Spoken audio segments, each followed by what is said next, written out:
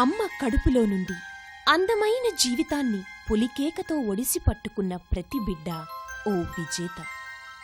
చిక్కిన ప్రతి వస్తువును పిడికిళ్లతో ఒడిసి పట్టుకునే ప్రతి చిన్నారి అవకాశాల్ని అందిపుచ్చుకోవడం అలవర్చుకున్న అద్భుత విజేత. అయితే ఇది ఎవరు, ఎవరికి, ఎలా నేర్పారు? కాలంతో పోటీ పడటం, వెల్లికిలా పడుకోవడం నుండి బోర్లా పడటం, తప్పటడుగులు వేస్తూ ముందుకు సాగడం, ప్రతి అడుగు ఆలంబనగా విశాల విశ్వాన్ని జయించేందుకు ముందుకు పరిగెడతాడు, విజయాలు సాధిస్తూనే ఉంటాడు. నవ విజేతకు నవపాస్.com సృష్టికర్తకు సుస్వాగతం. ఈనాటి మన విజేత స్వామియే శరణం అయ్యప్ప. హరిహర పుత్రుడు ఆ అయ్యప్ప అయితే సాంకేతికత సాధించి తీరాలన్న తపన, కఠోర శ్రమల దత్తపుత్రుడు ఈ అయ్యప్ప.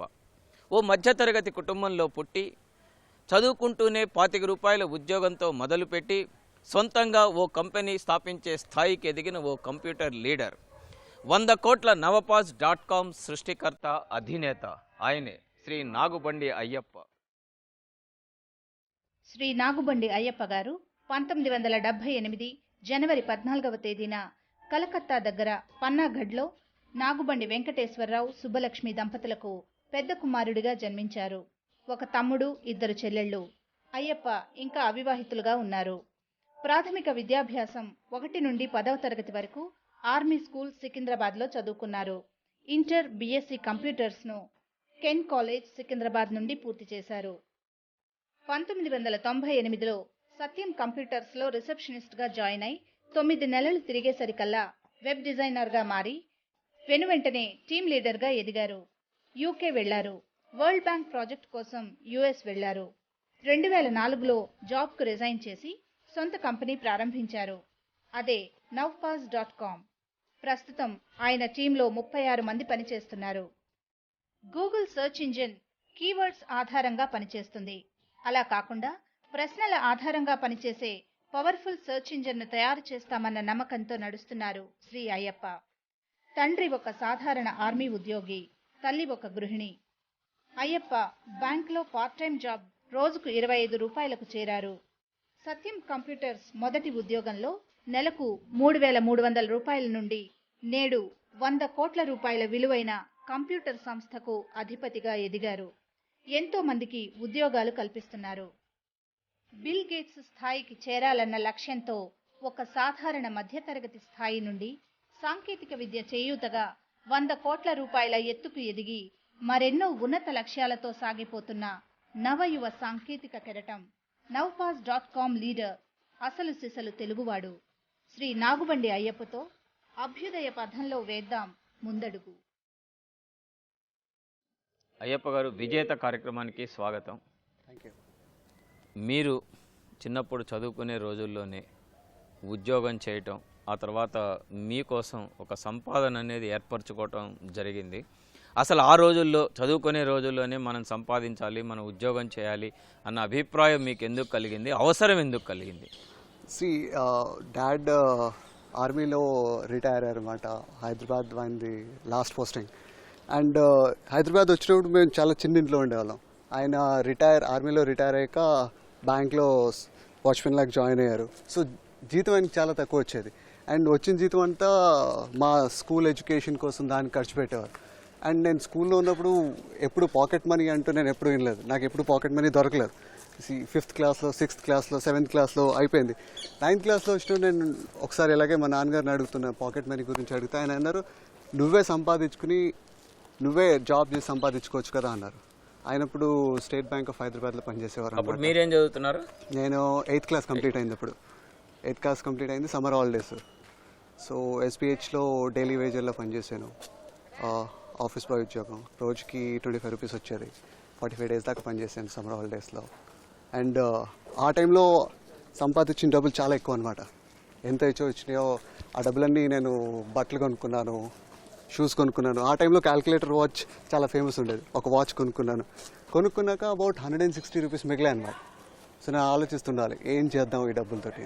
ఖర్చు పెట్టేశాను అనుకోండి 1 మంత్లో లేకపోతే 1 డేలో, నెక్స్ట్ 1 ఇయర్ దాకా డబ్బులు ఉండవు. ఖర్చు పెట్టలేదు అనుకోండి, ఆ డబ్బులు అలాగే ఉంటాయి. ఏం చేయాలి అని ఆలోచిస్తున్నాను. 2 మంత్స్ తర్వాత ఏం చేశానంటే బిజినెస్ చేద్దామని డిసైడ్ అయ్యాను. జనరల్ బజార్లో హోల్సేల్లో కైట్స్ అమ్ముతారనమాట. అక్కడికి వెళ్ళి కైట్స్ తీసుకొచ్చి రీటైల్లో అమ్మాను. అప్పుడు కూడా కొంచెం అమ్మగలుగుతానా అమ్మలేనా అనిపించింది, కొంచెం మొకమాట ఉండేది, ఎంత పోయింది. And I made good profit. చాలా నేర్చుకున్నాను బిజినెస్ ఎలా చేయాలి, 25 NP దాన్ని ఎలా అమ్మాలి అన్నది. అండ్ ఈసారి సంపాదించిన డబ్బులు ఖర్చు పెట్టలేదు అనమాట, అలాగే ఉంచి నెక్స్ట్ దాని తర్వాత హోలీకి కలర్స్ కొన్నాను, సేమ్ హోల్సేల్లో కొని రీటైల్లో అమ్మాను. ఈసారి సంపాదించిన డబ్బులు కూడా ఖర్చు పెట్టలేదు, మళ్ళీ అలాగే డబ్బులు పోగు చేసి ఇంకొంచెం అప్పు తీసుకుని దీపావళికి క్రాకర్స్ కొన్నాను. అండ్ ఇది 2 సంవత్సరాలు చేశాను అనమాట. అండ్ ఈ 2 సంవత్సరాలు చేసేటప్పుడు సీజన్ బిజినెసెస్లో ఏం చేసేవాడిని, సంపాదించిన డబ్బుల్ని అప్పిచ్చేవాడిని. 500 రూపీస్, 1000 రూపీస్, చిన్న చిన్న కొట్ల వాళ్ళు ఉంటారు కదా, వాళ్ళకి డబ్బులు ఇచ్చేవాడిని ఫైనాన్స్లో, లోన్ లాగా. అంటే ఇవన్నీ చేస్తున్న మీ చదువు సాగుతూనే ఉంది. నేను నాన్నగారి బ్యాంక్లో ఒక స్కీమ్ ఉండేది, బ్యాంక్ ఎంప్లాయీస్ వాళ్ళకి. ఏంటంటే ఎవరికైతే ఫస్ట్ డివిజన్ వస్తుందో వాళ్ళకి బ్యాంక్ స్కాలర్షిప్ ఇస్తుంది అనమాట. సో 7th క్లాస్ నుంచి నేను గ్రాడ్యుయేషన్ కంప్లీట్ అయ్యేదాకా ఎప్పుడు ఫస్ట్ డివిజన్ వచ్చేది. చదువే పాకెట్ మనీకి డబ్బులు సంపాదించుకోవాలంతే, ఆ రెండు వేరే. బీఎస్సీ కంప్యూటర్స్ చదివారు. అంటే కంప్యూటర్స్ మీద ఏమైనా స్పెషల్ ఇంట్రెస్ట్తో చదివారా, లేకపోతే మీతో ఈ తరం కుర్రాళ్ళందరూ కంప్యూటర్స్ పట్ల ఆకర్షితులై కంప్యూటర్స్ చదవటం జరిగింది, ఆ విధంగా చదివారా? నేను కంప్యూటర్స్ తీసుకున్నప్పుడు మాత్రం నాకు కంప్యూటర్స్ గురించి ఎక్కువ తెలియదు అనమాట. అప్పుడు అందరూ కంప్యూటర్స్ తీసుకుంటున్నారు అండ్ నాకు ఫస్ట్ డివిజన్ వచ్చింది. అందరూ ఇట్లా అడ్వైజ్ ఇచ్చేయమంటే తీసుకోండి బాగుంటుంది అన్నారు. కానీ ఒకసారి కంప్యూటర్స్ తీసుకున్నాక once I started learning about computers చాలా ఇష్టం అనిపించింది. ఒక్కొక్కసారి అయితే నేను 10-12 గంటలు మా ఇన్స్టిట్యూట్లోనే ఉండేవాడిని. అండ్ అప్పుడు డబ్బులు ఉండే కాదు కాబట్టి హెల్ప్ ఫైల్స్ లోపల, అంటే దేనికన్నా ప్రోగ్రామింగ్ లాంగ్వేజెస్కి హెల్ప్ ఫైల్స్ ఉంటాయి అన్నమాట. ఆ హెల్ప్ ఫైల్స్ తీసుకుని చదివి ప్రోగ్రామింగ్ చేసేవాడిని. అండ్ గ్రాడ్యుయేషన్ ఫైనల్ ఇయర్లో ఉన్నప్పుడు నేను TSR ప్రోగ్రామ్స్ అని రాసేవాడిని. One of the very difficult programs అనమాట. TSR ప్రోగ్రామ్స్, వైరస్ కోడ్స్ రాసేవాడిని, గేమ్ కోడింగ్ చేసేవాడిని. ఇవన్నీ ఏం బుక్స్ లేకుండా ఓన్లీ కోడ్ నేనే డెవలప్ చేసుకుని చేసేవాడిని. ఆ రోజుల్లో అంటే దాదాపు ఒక 10 ఏళ్ల క్రితం మీరు డిగ్రీ చేసిన రోజుల్లో మంచి ఉద్యోగాలు వచ్చేవి. మీరు ఉద్యోగం కోసం ఎందుకు ట్రై చేయలేదు? ఏంటంటే నేను ఇంటర్మీడియట్లో ఉన్నప్పుడే బిజినెస్ చేసేవాడిని. ఇంటర్మీడియట్లో ఉన్నప్పుడు ఇలా హోల్సేల్ రీటైల్ అమ్మేవాడిని. దాని తర్వాత గ్రాడ్యుయేషన్ వచ్చినప్పుడు అనిపించింది ఈ హోల్సేల్ రీటైల్ చేస్తే ఎక్కువ డబ్బులు రావు. సో నెక్స్ట్ ఏం చేయాలి, 1000 రూపీస్ అయితే సంపాదిస్తున్నాం కానీ లక్షలు ఎలా సంపాదించాలని. అప్పుడు ఏదో ఆర్టికల్లో చదివాను అనమాట, Y2K రౌండ్ కార్నర్ ఉంది, Y2K ప్రోగ్రామింగ్ చేస్తే US వెళ్ళొచ్చు, USకి వెళ్తే లాక్స్లో వస్తుంది శాలరీ. సో కంప్యూటర్స్ చేద్దాం అనిపించింది. చిన్నప్పుడు మీరు ఉద్యోగం చేయటం కానీ లేకపోతే బిజినెస్ చేయటం కానీ అది పాకెట్ మనీ కోసమో లేకపోతే సొంత అవసరాల కోసమో లేకపోతే ఇంట్లో రిక్వైర్మెంట్స్ కోసమో జరిగేది. కానీ అది పెరుగుతున్న కొద్దీ మీలో ఒక వ్యాపారస్తుడు పెరిగాడా, ఒక బిజినెస్ మ్యాన్ డెవలప్ అయ్యాడా, ఎలా అయ్యాడు? ఐ గెస్ స్కూల్లో ఉన్నప్పుడు ఇట్ వాజ్ మోర్ లైక్ మీరు అన్నట్టుగా రిక్వైర్మెంట్ ఉండేది. కానీ ఒకసారి నా కావాల్సినంత డబ్బు వచ్చాక I use to give it to other people loan లాగా. కానీ ఒకసారి ఒక టార్గెట్ రీచ్ అయ్యాక అనిపించేది ఇప్పుడైతే ఇది నేను సంపాదిస్తున్నాను, నెక్స్ట్ ఏంటి? ఓకే, సపోజ్ 100 రూపీస్ సంపాదించాను అనుకోండి, నెక్స్ట్ 200, 500 కాకుండా 1000 రూపీస్ లాగా టార్గెట్ పెట్టుకున్నాను. అండ్ 1000 వచ్చాక 10,000 కాకుండా 1 lakh లాగా అలా టార్గెట్ పెట్టుకున్నాను అనమాట. అండ్ ఆ టార్గెట్ రీచ్ అవడానికి what are the different ways అలా ట్రై చేసేవాడిని. అండ్ ఇప్పుడు దాకా ఐ బీన్ వెరీ సక్సెస్. అంటే ఎప్పటికప్పుడు మీ టార్గెట్స్ని డిసైడ్ చేసుకుంటూ వెళ్ళారు. మరి బీఎస్సీ కంప్యూటర్ చేసే రోజుల్లో మీ టార్గెట్ ఎలా ఉండేది, దాన్ని ఎలా అచీవ్ చేశారు? బీఎస్సీ కంప్యూటర్స్ చేసేటప్పుడు సత్యంలో జాబ్ చేయాలన్న డ్రీమ్ ఉండదు అనమాట. అండ్ ఆ టైంలోనే నేను మా ఫ్రెండ్స్తో మాట్లాడేవాడిని, లైక్ సత్యంలో జాబ్ కావాలి, నాకు సత్యంలో జాబ్ చేయాలని. అప్పుడు బీఎస్సీ వాళ్ళని ఎవరు తీసుకునేవారు కాదు వాళ్ళు. అయినా I never gave up. Graduation complete అయిపోయింది అండ్ రిజల్ట్స్ వచ్చాక నేను సత్యంకి అప్లై చేశాను అనమాట. ఆ టైంలో నేను అప్లై చేసింది రిసెప్షనిస్ట్ పోస్ట్కి వేకెంట్ ఉండాలి. కానీ ఐడియా ఏంటంటే if I go there join, if I prove myself, నాకేమన్నా అవ్వచ్చు నేను. సో 98లో గ్రాడ్యుయేషన్ అయిపోగానే సత్యంలో జాయిన్ అయిపోయాను నేను as a receptionist.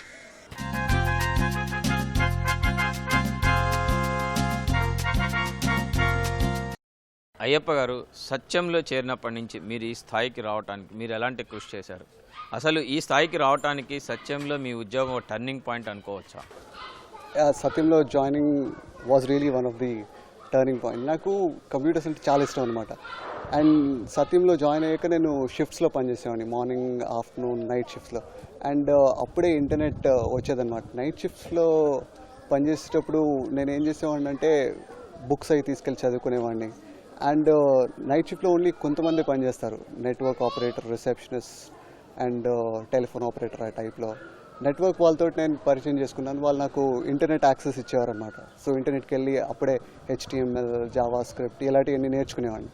And websites అవి డెవలప్ చేసేవాడిని. సో మా బాస్కి తెలిసిందనమాట ఇలాగే. ఆయన ఒకసారి పిలిచి అడిగారు, నువ్వు ఏదో రాత్రి అంతా ఏదో చేస్తావు అంటే కదంటే, అన్నాను సార్ నేను BSc గ్రాడ్యుయేట్, నేను కంప్యూటర్ గ్రాడ్యుయేట్ని. అండ్ ఇలా నేను ఆర్టిస్ట్ని కూడా, నాకు వెబ్సైట్లో అవి చేస్తానికి వచ్చు అని. అయితే ఆయన అన్నారు, మన డిపార్ట్మెంట్కి ఒక వెబ్సైట్ చేయి చూద్దాం అన్నారు. కార్పొరేట్ కమ్యూనికేషన్స్ డిపార్ట్మెంట్లో ఒక వెబ్ డిజైనర్ లాగా వేకెన్సీ ఉండాలి. సో నేను ఆ బాస్ని వెళ్ళి కలిసాను అనమాట. సార్ నేను ఇలా హెల్ప్ డెస్క్లో పనిచేస్తాను, నేను గ్రాడ్యుయేట్ని, నాకు వెబ్సైట్లో వచ్చుంటే ఆయన ఏమన్నారంటే, నువ్వు నాకు మనిషిలా తెలుసు కానీ నీ స్కిల్ సెట్ నాకు తెలియదు, ఇక్కడ 45 డేస్కి పని చేయి, అండ్ పని నచ్చిందంటే నేను నీకు తీసుకుంటాను వెబ్ డిజైనర్ లాగా. అండ్ నేను పాత బాస్ దగ్గరికి వెళ్ళి చెప్పాను, సార్ ఇలా ఇక్కడ వేకెన్సీ ఉంది, నేను ట్రై చేద్దాం అనుకుంటున్నాను. ఆయన ఏమన్నారంటే, ఇక్కడ స్టాఫ్ తక్కువ ఉంది, కావాలంటే నేను నీకు 2 నెలలు నైట్ షిఫ్ట్లో వేస్తాను, మార్నింగ్ అక్కడ పని చేయి, నైట్ ఇక్కడ పని చేసుకో అన్నారు. సో 2 months నేను మార్నింగ్ ఏమో హెల్ప్ డెస్క్ రిసెప్షన్లో పనిచేసేవాడిని, అండ్ నైట్లో ఇక్కడ పనిచేసేవాడిని, మార్నింగ్ ఏమో వెబ్ డిజైనర్ లాగా పనిచేసాను. And it worked out. ఇద్దరు బాస్లు చాలా సంతోషం. And in 9th month I was promoted as a web designer. Then internet access అయితే అన్లిమిటెడ్ ఉండేది. అప్పుడు నేను ఇంకా ఎక్కువ నేర్చుకున్నాను. ఫ్లాష్ నేర్చుకున్నాను, వ్యాప్ నేర్చుకున్నాను, WML నేర్చుకున్నాను. ఎన్ని స్కిల్ సెట్స్ యూజ్ చేసి సత్యం కోసం అన్ని డిఫరెంట్ వెబ్సైట్లో అన్ని డెవలప్ చేసేవాడిని. సో మా బాస్కి చాలా నచ్చిందనమాట. ఆయన అన్నారు, there is a placement in Singapore, అక్కడ వెబ్ డిజైనర్లా ఒకటి అసైన్మెంట్ ఉంది, వెళ్తావా అన్నారు. So that's the time I went to Singapore, work there for 6 months. దాని తర్వాత వాపస్ వచ్చాను. దెన్ లండన్లో 2 నెలలు పనిచేసాను. మళ్ళీ నేను ఏం చేస్తానంటే, every time I learn new skill set. నేను ముందు వెబ్ డిజైనర్లా ఉండాలి, దాని తర్వాత ప్రోగ్రామింగ్ నేర్చుకున్నాను. వెబ్ డిజైనర్ అండ్ ప్రోగ్రామింగ్ చేసేవాడిని. దాని తర్వాత కాంటెంట్ ఇంగ్లీష్ రాస్తాను నేర్చుకున్నాను. హిందీలో కొన్ని సంవత్సరాలు రాసాను అనమాట. So I had multiple skill set, not only designing but programming, content writing ఉండేది. So one person who knew multiple skill set చాలా తక్కువ దొరికేది అనమాట. మా బాస్ ఇలాంటి వర్క్లు ఉన్నప్పుడు నన్ను పంపించేవాడు ఇవన్నీ చేస్తానికి. ఆ తర్వాత మీరు కొన్నాళ్ళు వరల్డ్ బ్యాంక్లో కూడా పనిచేశారు. వరల్డ్ బ్యాంక్లో అనుభవం అనేది మీకు ఏ విధంగా ఉపయోగపడింది? నా లాస్ట్ అసైన్మెంట్ వరల్డ్ బ్యాంక్లో ఉండాలన్నమాట. నేను అక్కడ ఆల్మోస్ట్ 1.5 years దాకా పనిచేశాను అనమాట. నేను ఫస్ట్ టైం సింగపూర్ వెళ్ళినప్పుడే అనుకున్నాను, that was the first time I was out of the country. Those wide roads, big skyscrapers. నాకు అనిపించింది, నేను ఫస్ట్ టైం స్కూల్లో ఉన్నప్పుడు 100s సంపాదించాలనుకున్నాను, అయిపోయింది. ఇంటర్మీడియట్లో ఉన్నప్పుడు 1000లో అనుకున్నాను, అయిపోయింది. దాని తర్వాత సత్యంలో జాయిన్ అయ్యి lakhsలో అనుకున్నాను, అది కూడా అయిపోయింది. ఇప్పుడు నెక్స్ట్ ఏంటి అని. And the obvious thing was earning it in more lakhs, not like lakhs but crores. And obviously company start చేద్దామని. బట్ అప్పుడు I also realize that I don't have lot of skill sets. Communication skills లేవు, leadership skills లేవు, work experience ఉంది కానీ లేదు. So అప్పటి నుంచి నేను డిసైడ్ చేసుకున్నాను అనమాట, I will build all these skills, I will meet lot of people. ఇండియాకి వచ్చాక మా ఫ్రెండ్ వాళ్ళతో మాట్లాడాను అనమాట, ఇలా కంపెనీ స్టార్ట్ చేద్దాం అనుకుంటున్నాను. లీగలీ ఒక కంపెనీ స్టార్ట్ చేసాం, చిన్న గరాజ్లో స్టార్ట్ చేసాం అనమాట. స్టార్టింగ్లో 3 హైర్ చేసాం. Yes, that's how I started. Ayyappa garu, మీరు చిన్నప్పుడు 100 రూపాయలు సంపాదించడం దగ్గర నుంచి దాదాపు సత్యంలో నెలకి కొన్ని లక్షల రూపాయల జీతం వచ్చే ఉద్యోగాన్ని వదిలేసి సొంతగా ఒక కంపెనీ స్టార్ట్ చేశారు. అంటే ప్రశాంతంగా ఉన్న లైఫ్లో నుంచి ఒక పెద్ద రిస్క్ తీసుకుంటున్నాను మీకు ఎప్పుడైనా అనిపించిందా? ఇంత రిస్క్ తీసుకోవాల్సిన అవసరం ఏంటి? చాలామందికి రిస్క్లా అనిపిస్తుంది, కానీ వాట్ ఐఎమ్ డూయింగ్ అది నాకు హాబీలా అనిపిస్తుంది. Doing business, doing challenging things. చాలామంది చేయలేము అనుకుంటారు, అయినా ఓకే అంతమంది చేయలేము అనుకున్నది నేను చేయగలనా అన్నది. స్టార్టింగ్లో నేను ఫస్ట్ టైం బిజినెస్ చేసేటప్పుడు 160 రూపాయలే, కాకపోతే అయిపోయింది అనుకోండి, పోతాయి, ఓకే నో ప్రాబ్లం. కానీ నేను సక్సెస్ అయ్యాను అనుకోండి, దాన్ని 2 times చేయొచ్చు, లేకపోతే 3 times చేయొచ్చు. అండ్ ఒక్కసారి I did this, I wanted to try every time and I been trying. And ఇదంతా it's not just about money, it's also about at the same time can I bring value. ఏంటంటే like స్కూల్లో ఉన్నప్పుడు చాలా ఆలోచించేవాడిని, ఎంతోమంది పుడతారు, like ప్రపంచంలో సంవత్సరానికి ఎంతో లక్షల కోట్ల మంది పుడతారు అండ్ చచ్చిపోతారు కూడా. అండ్ అందరూ ఇట్స్ లైక్ బీయింగ్ అ స్టేటిస్టిక్, ఒక లైక్ ఒక నంబర్ ఓటర్ లిస్ట్లో కాకుండా, ఏ లిస్ట్లోని కాకుండా I wanted to give something back to the society. India నుంచి ఇన్వెన్షన్స్ ఏమైనా ఉన్నాయా? When I guess I look back, they very few are literally లేవు. Can I do something? Can I invent something? Can my company invent something which will make a difference, not just to myself, but to the entire country by itself? So, adi idea anamata. అంటే ఇప్పుడు చెప్పండి, మీరు nowpass.com అనే కంపెనీని ప్రారంభించారు. ఈ company ద్వారా మీరు ఏమి ఇన్వెంట్ చేయదలుచుకున్నారు? See, నౌపాస్ ఎలా పుట్టిందంటే, నేను యుఎస్లో ఉన్నప్పుడు మా పేరెంట్స్ తోటి మాట్లాడేవాడిని, నేను ఫ్రెండ్స్ వాళ్ళతోటి మాట్లాడేవాడిని. ప్రాబ్లం ఏమేదంటే, నేను ఫ్రెండ్స్ లేకపోతే పేరెంట్స్తో మాట్లాడాలంటే నేను అక్కడ రాత్రి 11-11:30 దాకా మేల్కొండాలి, ఎందుకంటే ఇక్కడ మార్నింగ్ అవుతుంది. అండ్ వాళ్ళు కూడా నాకు కాల్ చేసి మాట్లాడాలి అంటే వాళ్ళు కూడా రాత్రి మేల్కొండి కాల్ చేయాలి, ఎందుకంటే టైం డిఫరెన్స్ ఉండేది. నాకు అనిపించింది phone is a very good medium to talk, కానీ ప్రాబ్లం ఏంటంటే ఇద్దరు మాట్లాడేవాడు వినేవాళ్ళు మేల్కొని ఉండాలి, అప్పుడే ఫోన్లో మాట్లాడచ్చు. అండ్ నేను ఈమెయిల్ ఎక్కువ వాడేవాడిని. ఈమెయిల్ అడ్వాంటేజ్ ఏంటంటే, నాకు ఎప్పుడు టైం దొరకద్దో అప్పుడే నేను రిప్లై చేయొచ్చు. కానీ డిసడ్వాంటేజ్ ఏంటంటే ఓన్లీ ఇంగ్లీష్లో కమ్యూనికేట్ చేయొచ్చు. నాకు అప్పుడు ఏమనిపించిందంటే, ఇక్కడ చాలా ప్రాబ్లం ఉంది, ఆ ప్రాబ్లమ్ని నేను ఆపర్చునిటీలా వాడుకోవచ్చా?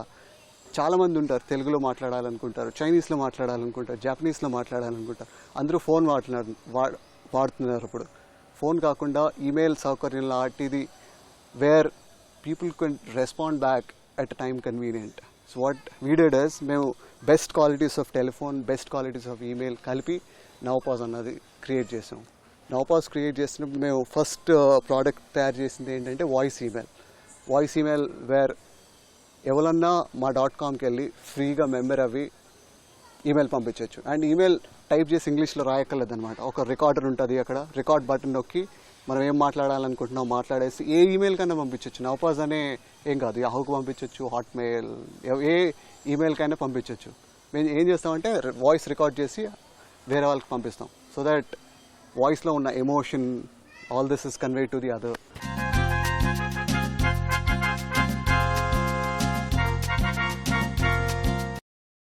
అంటే ఇప్పుడు nowpass.com అంటే మీ కంపెనీ ఏ ఇష్యూస్ మీద వర్క్ చేస్తుంది?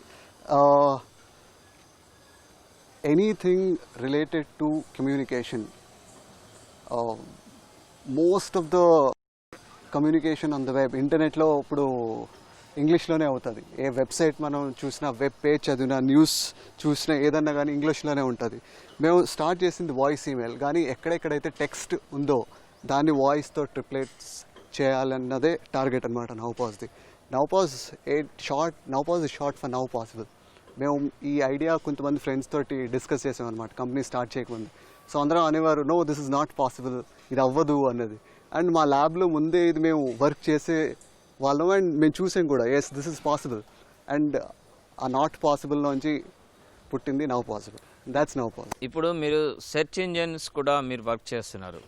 ఈ యొక్క లేమ్యాన్కి అర్థమయ్యే భాషలో చెప్పండి, ఈ సెర్చ్ ఇంజన్ మీరు ఏ విధంగా వర్క్ చేస్తుంది, మీరు ఏం సాధించాలనుకున్నారు, ఏ విధంగా మీరు, how you are going to achieve this?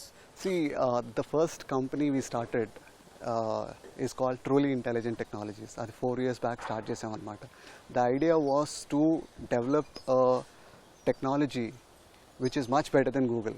చాలామంది అంటారు గూగుల్ కంటే పెద్ద కంపెనీ అవ్వాలి, గూగుల్ కంటే మంచి సాఫ్ట్వేర్ చేయాలని. ఎస్, మేము కూడా చేయాలనుకుంటున్నాం. డిఫరెన్స్ ఏంటి అంటే, ఎవ్రీ హ్యూమన్ బీయింగ్కి, నాకేమన్నా సెర్చ్ చేయాలనుకోండి, నా మైండ్లో క్వశ్చన్ ఉంటుంది, లైక్ సే తాజ్మహల్ ఎక్కడుంది, తాజ్మహల్కి ఎలా వెళ్ళాలి, తాజ్మహల్ ఎవరు కట్టించారు. కానీ ఏ సాఫ్ట్వేరు ప్రపంచంలో లాంగ్వేజ్ అనేది అర్థం చేసుకోదు. తెలుగు అయితే మర్చిపోండి, ఇంగ్లీష్ లాంగ్వేజ్ కూడా అర్థం చేసుకోదు అనమాట. So I'm force to search whatever information I want using keywords. Suppose నాకు తాజ్మహల్కి ఎలా వెళ్ళాలి అనుకున్నా కూడా నేను క్వశ్చన్ అడగలేను, how do I go to Taj Mahal అని అడగలేను. I have to put Taj Mahal అని 2 వర్డ్లా గూగుల్లో పెట్టి సెర్చ్ చేస్తే నాకు 100 లేకపోతే 1000 లింకులు ఇస్తుంది. నేను ఒక లింక్ క్లిక్ చేసి ఓకే దాంట్లో ఏదో ఇన్ఫర్మేషన్ ఉంది, అది చదివి నాకేం కావాలో ఇన్ఫర్మేషన్ తీసుకుంటాం. మేము అలా కాదు, ఆ టెక్నాలజీ ముందే ఉంది. అలా కాదు, మనిషి ఎలా అర్థం చేసుకుంటాడో లాంగ్వేజ్, ఆ టెక్నాలజీ యూజ్ చేసి సెర్చ్ ఇంజిన్లో పెడదామని. ఏంటంటే మేము డెవలప్ చేయబోయే టెక్నాలజీలో okay come directly to the website and ask a question. అంటే మీకు తాజ్మహల్ ఎలా వెళ్ళాలనుకోండి, అడగండి how do I go to a Taj Mahal and it will tell these are the ways. Are అడుగుద్ది మీరు ఎక్కడున్నారు అని అడిగింది అనుకోండి, చెప్పారు San Francisco, okay the best way to go to Taj Mahal from San Francisco is this. Making search even more simpler for the people, that's what it is. అంటే ఈ ఏరియాలో, అంటే మీరు పనిచేస్తున్నటువంటి ఈ ఏరియాలో మీరు కాకుండా ప్రపంచంలో ఇంకా ఎవరైనా పనిచేస్తూ ఉంటారా? చేసే అవకాశాలు ఉన్నాయా? అవకాశాలు ఉన్నాయి, కొంతమంది పనిచేస్తున్నారు కూడా, యూఎస్లో పనిచేస్తున్నారు. అండ్ మేము తయారు చేసే టెక్నాలజీ అంత ఈజీ కూడా కాదనమాట. మేము 4 సంవత్సరాల నుంచి వర్క్ చేస్తున్నాం, అండ్ 4 సంవత్సరాల నుంచి వర్క్ చేస్తున్నా కూడా ఇప్పుడు దాకా కంప్లీట్ అవ్వలేదు. మీరు సాధించాలనుకున్నటువంటి ఈ టెక్నాలజీ సక్సెస్ అయితే మీకు వ్యక్తిగతంగా కానీ మన దేశానికి కానీ ఏ విధమైనటువంటి లాభాలు ఉంటాయి?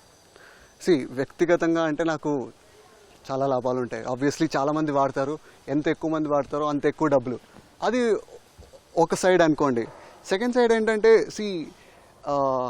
మీరు కంప్యూటర్స్ వాడి ఉండొచ్చు, మీరు ఎవరన్నా కానీ కంప్యూటర్స్ ఆన్ చేసి చూసారనుకోండి, most of the software 90% of the software comes from US or UK or at the max Germany. Internet Explorer కానివ్వండి, మైక్రోసాఫ్ట్ వర్డ్ కానివ్వండి, లైనక్స్ ఆపరేటింగ్ సిస్టమ్ కానివ్వండి, ఇవన్నీ సాఫ్ట్వేర్స్ యూఎస్ యూకే నుంచి వస్తాయి. ఇండియాలో ఇన్ని కంపెనీస్ ఉన్నాయి, చాలా పెద్ద పెద్ద కంపెనీస్, 50,000 మంది 1 lakh మందిని ఎంప్లాయ్ చేస్తారు. But we're into services.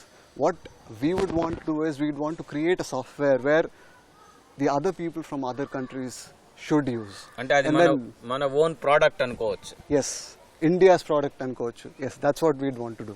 India product అని మీరు సాధించబోయే అయ్యప్ప గారు ఈ విజయ పరంపరలో, ఈ సక్సెస్ రేట్లో అసలు మీరు సక్సెస్ అంటే ఏమనుకుంటున్నారు? How you define success? I know it's like ఒక్కొక్కరికి సక్సెస్ అనేది ఒక్కొక్క విధంగా ఉంటుంది. And maybe like I keep changing that success parameter every now and then. ఒకసారి ఈ ప్రాజెక్ట్ చేయాలన్నది, ఓకే ఆ ప్రాజెక్ట్ కంప్లీట్ అయిపోయింది, take a difficult even more challenging task, achieve that, okay అది కూడా అయిపోయింది, take a even more challenging task. That's what we'd been doing. కానీ ప్రతి వ్యక్తికి super target are super goal అనేది ఉంటుంది. అట్లా మీ లక్ష్యం ఏంటి? నా లక్ష్యం ఏంటంటే థామస్ ఆల్వా ఎడిసన్ 1000 కంటే ఎక్కువ పేటెంట్స్ చేశారనమాట. అండ్ ఆయన వర్క్ చేసిన ఏరియాస్ 1, 2 కాదు, ఆయన వేరీడ్గా వర్క్ చేశారు. ఎలక్ట్రానిక్స్ నుంచి సౌండ్ సిస్టమ్ నుంచి మూవీ సిస్టమ్ దాకా ఆయనకు అనుకున్నారు. ఆయన ఎన్ని పేటెంట్లు చేశారో ఆయనకంటే ఎక్కువ పేటెంట్స్ చేయాలని, అన్ని ఆవిష్కారాలు చేయాలని.